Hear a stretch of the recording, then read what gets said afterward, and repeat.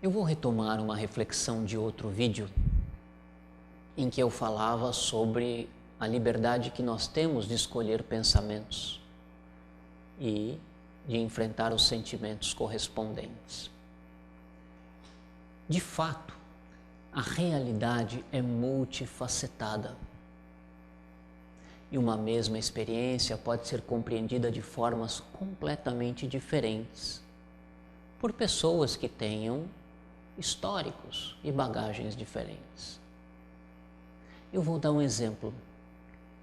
Há muitos anos atrás, eu estava dando uma palestra dentro de uma empresa para líderes e executivos. Eu apresentei as minhas ideias, explicando algo sobre mudança de comportamento dentro do contexto corporativo, sobre flexibilidade, sobre possibilidades de aprendizado. Uma das participantes da palestra era uma moça que, quando eu abri para perguntas, ela fez o seguinte comentário: Walter, eu gostei muito do que você falou, foi muito útil para mim. E a partir disso eu gostaria de ouvir a sua opinião em relação a uma dificuldade que eu estou vivendo na minha vida pessoal. E ela dizia: eu tenho um filho de 9 anos com o qual eu não estou conseguindo lidar numa questão. Ele vive destruindo os brinquedos dele, ele quebra tudo. Eu já tentei de muitas formas diferentes explicar para ele que ele deve aprender a conservar os brinquedos dele, porque dessa forma ele tem com o que brincar. Mas isso não o comoveu. Eu disse também que aprender a cuidar dos brinquedos é um passo para, na vida adulta, ele saber cuidar das coisas dele e dos outros e ser mais responsável. Também não funcionou, continua quebrando. Eu já tentei falar de tudo. Ultimamente eu tenho dito para ele que eu não vou mais dar brinquedos para ele enquanto ele não aprender a conservá-los. Mas não adianta, ele quebra do mesmo jeito. E quando ele não tem mais brinquedo com o que brincar, às vezes a avó dá um brinquedo novo, a tia e até mesmo eu vejo ele sem ter com o que brincar, eu sempre compro alguma coisa. Mas não adianta, ele quebra também. O que você acha, Walter? O que eu tenho que fazer numa situação dessas para ensiná-lo a conservar os brinquedos? Conforme eu comentei aqui no vídeo, a apresentação dela foi muito longa.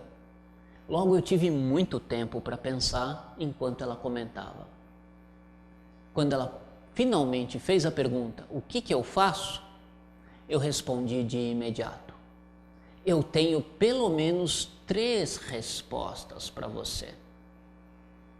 Nesse momento eu percebi uma expressão de dúvida, de confusão nela. Então eu comecei a dar a primeira resposta. E eu disse a ela: a primeira resposta é a mais importante de todas para o seu filho. O que você deve saber a esse respeito é que eu também fui uma criança que quebrava brinquedos. Eu não pegava os meus brinquedos e jogava no chão para descobrir se eles quebravam, não era assim. Eu brincava e mais cedo ou mais tarde eles quebravam. Eu tinha um primo que tinha muitos brinquedos num armário cheio de brinquedos, todos organizadinhos.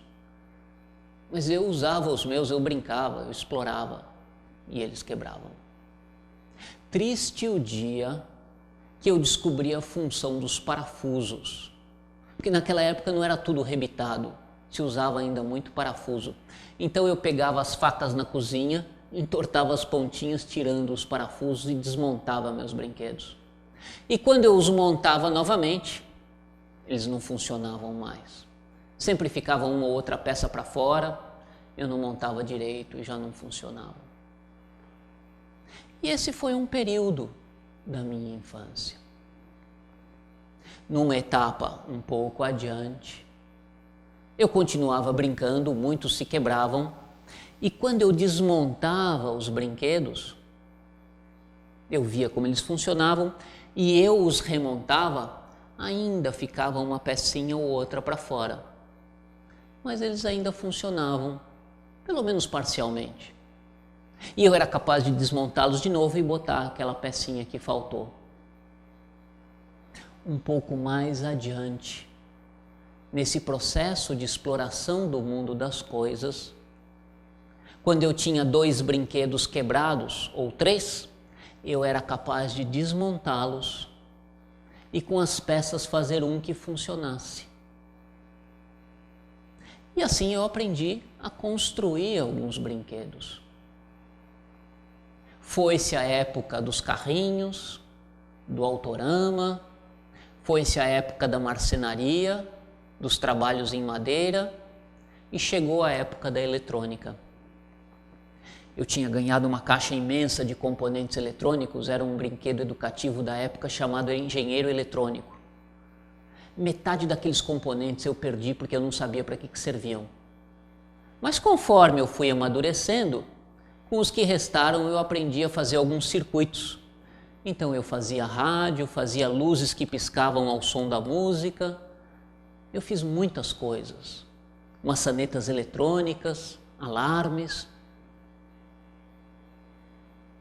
E eu continuei explicando para aquela moça que quebrar brinquedos é apenas o primeiro degrau da jornada daquelas pessoas que se interessam pelo mundo das coisas materiais.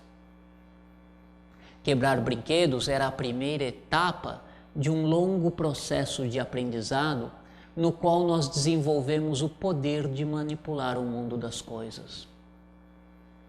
Então que eu, se fosse ela, eu dizia, eu não me preocuparia com cada brinquedo que seria quebrado e jogado fora.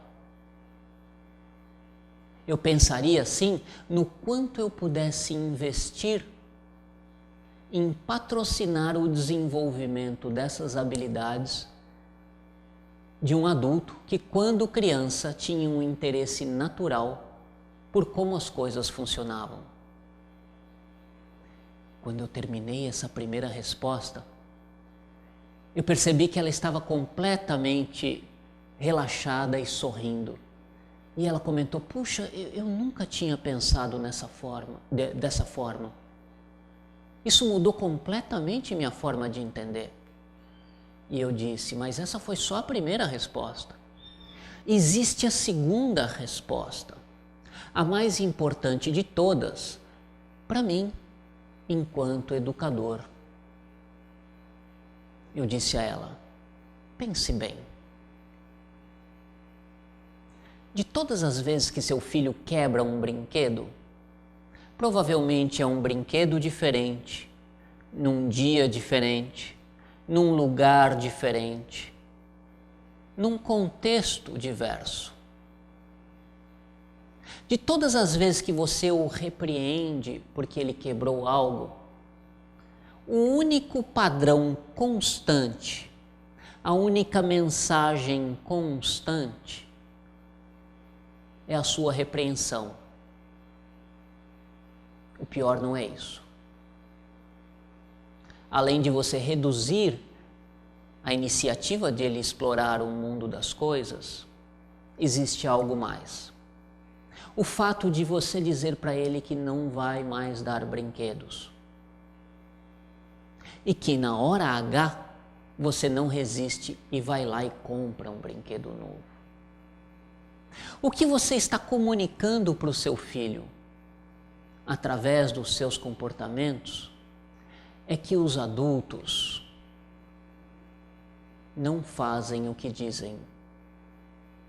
E que os adultos não dizem o que fazem.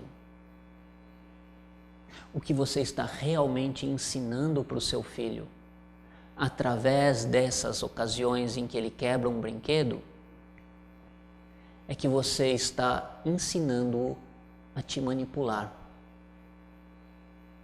Então, amanhã ou depois, quando essa criança, já adolescente, tentar te chantagear, tentar obter coisas que você não está disposta a oferecer, ou mentir para você, saiba que foi você mesma que ensinou isso para ele, ao não cumprir com a sua palavra. Se eu fosse você, eu não daria mais brinquedos enquanto permanecesse afirmando que não daria. Ou pararia de dizer isso caso não tivesse coragem de cumprir com a palavra. Enquanto eu dava essa resposta, ela estava completamente tensa e se mexendo na cadeira, e uma expressão de muito desconforto. E por fim eu respondi: mas essa foi só a segunda resposta. Existe ainda uma terceira, a mais importante de todas para você, enquanto mãe.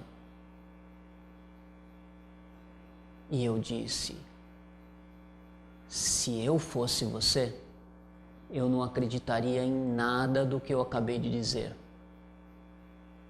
Porque eu sou somente um educador. Eu não tenho filhos. E todos nós sabemos que as teorias, na prática, podem ser muito diferentes do que nós imaginamos. Então ela relaxou. E aí aprendeu algo novo. Que a realidade não é o que parece. Que existem muitas interpretações a respeito dos mesmos fatos.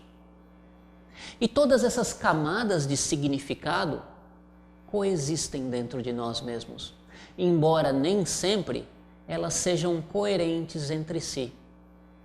As 3 respostas que eu dei a ela, e eu poderia ter imaginado mais umas 4 ou 5, as 3 respostas que eu dei a ela eram verdadeiras. E, no entanto, estavam em conflito. Pense bem naquilo que Stephen Covey diz. Das nossas experiências da realidade, apenas 10% são os fatos. 90% são as nossas escolhas e as nossas interpretações. Quais são as escolhas que você vai fazer de agora em diante? Até o próximo.